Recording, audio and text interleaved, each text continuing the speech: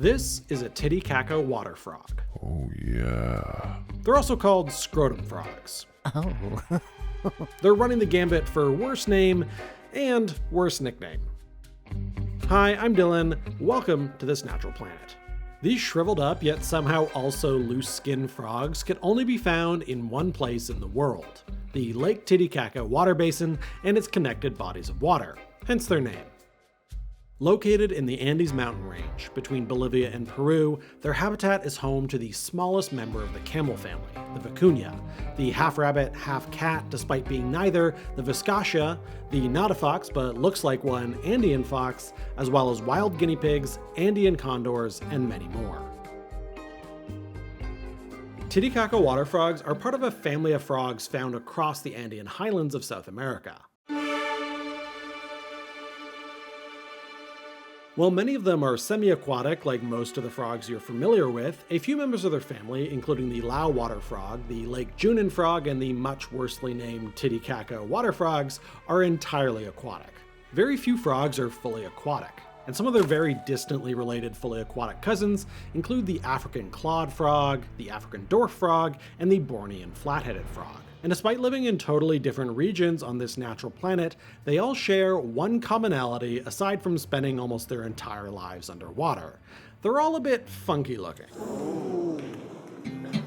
Look at their eyes. There's just something a bit deranged there, like they've seen something really horrific. Which, if you had to spend your entire life underwater only leaving to mate, you might look a bit loopy too. This aquatic lifestyle is actually why the Titicaca water frogs look like that. Lake Titicaca is a pretty deep lake at a pretty high elevation, and these scrotum frogs like to live at the very bottom. The temperature at the bottom of the lake is a balmy 10 degrees Celsius year-round, which the frogs are perfectly happy with. But in order to breathe underwater, these grocery bag-looking frogs have evolved their loose folds of skin, called dermal folds, because they breathe through their skin, and having extra folds of skin increases their overall surface area, allowing them to not ventilate their lungs at all. Living at such high elevations where oxygen is thinner, these folds are necessary to capture as much oxygen as efficiently as possible, and they're the only known amphibians that are adapted for aquatic life at such high altitudes. Their skin folds act essentially as gills do in fish, and as a result, their lungs are a third of the size of any frog from the true frog family.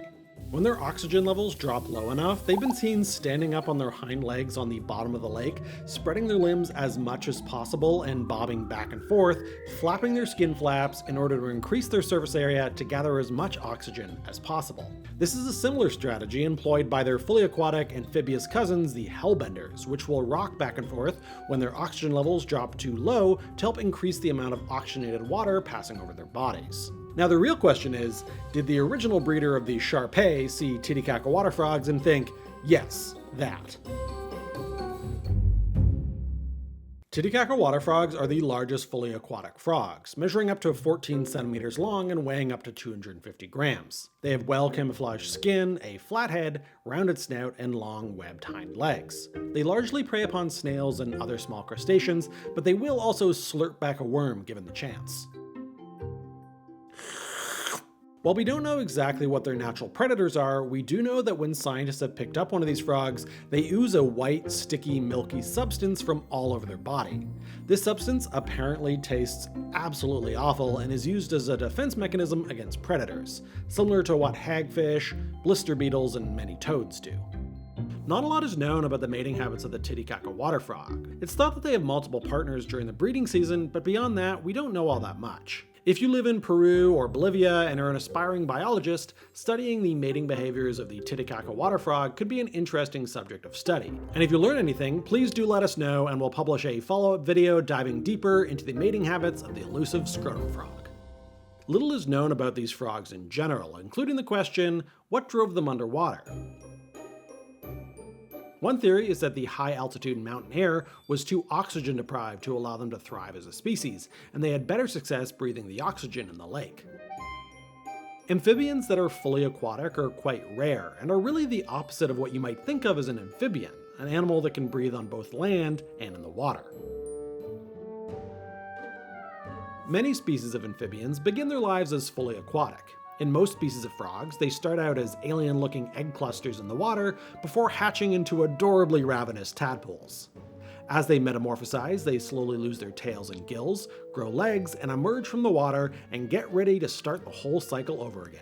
These adult frogs can still breathe underwater, but can also breathe the air, and they can spend much of their adult lives entirely on land before seeking out the water to lay their eggs. However, there are quite a few amphibian species that didn't get the memo.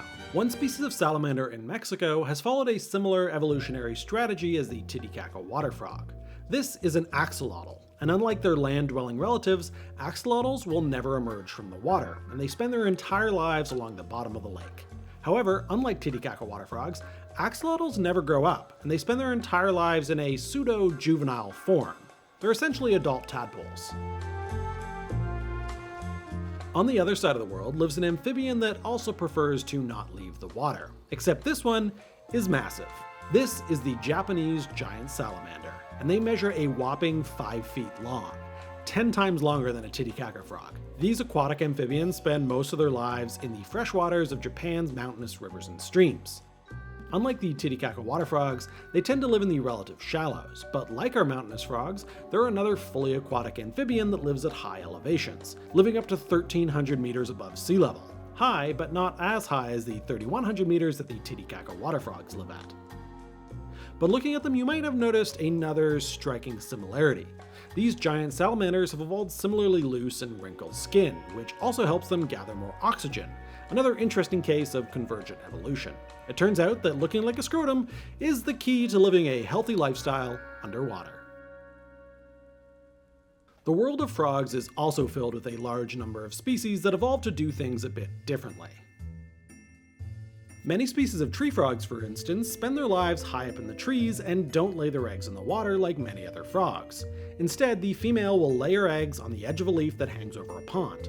When the tadpoles are ready to emerge, they start wiggling back and forth, eventually breaking out and dropping into the water.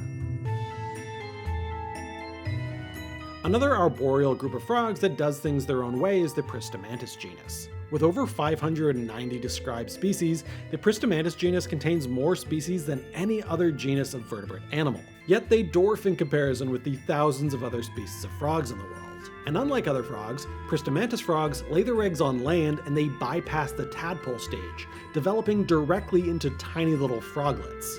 Look how amazingly adorable this little guy is. Coincidentally, many of these Pristomantis frogs also live in the Andes mountain range, so perhaps there is something unique about this habitat that has its frogs rethinking the classics. All of these animals have different evolutionary strategies to deal with the problems they face every day.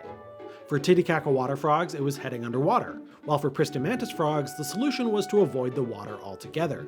These vastly different approaches to survival is what makes this natural planet so fascinating. What animal should I explore next time? Please let me know in the comments, and if you want more videos about the amazing animals on this natural planet, please consider subscribing. Thanks for watching.